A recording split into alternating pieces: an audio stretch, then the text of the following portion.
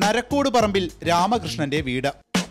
വീടിന് പുറകുവശത്ത് ഒരു പൊട്ടക്കിണറുണ്ട്. അതിനുള്ളിൽ നല്ലൊരു സൗഹൃദം പൂത്തുലഞ്ഞു. കുറുക്കനും കോഴിയും.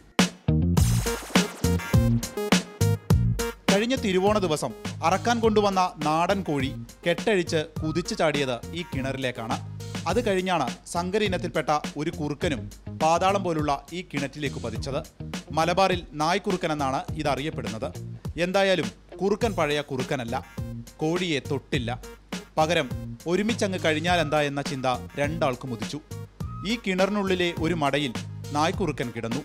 കോഴി അതിൻ്റെ വഴിക്കും കഴിഞ്ഞു വരുന്നു. കൂട്ടിന് ഇടയ്ക്കിടെ ഒരു ഉടുമ്പും വരുന്നുണ്ട്. ഉടുമ്പ് ചില ടൈം അതിൻ്റെ ഭക്ഷണത്തിൻ്റെ ടൈമിനനുസരിച്ച് അത് വന്ന് എത്തും.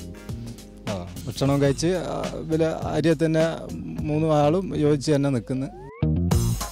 നാട്ടുകാർ എന്നും കിണറിന് ചുറ്റും വന്ന് നിൽക്കും. കോഴിയുടെ കഥ കഴിഞ്ഞോ, കുറുക്കൻ ശോഷിച്ചോ, ഫയർഫോഴ്സിനെ വിളിക്കണോ, ചർച്ചകൾ പുരോഗമിക്കുന്നുണ്ട്. ഇതാണ് രാമകൃഷ്ണന് പറയാനുള്ളത്. ഇനിയിപ്പോൾ എന്താന്ന് പറഞ്ഞാൽ കോഴിനെ ആരോ കീഞ്ഞെടുക്കുന്നവർക്ക് തയ്യാറുള്ളവർക്ക് കൊടുക്കുക ഉണ്ടായിട്ട്.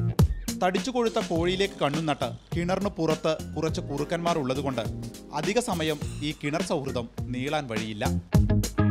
മാതൃഭൂമി ന്യൂസ്, വടകര.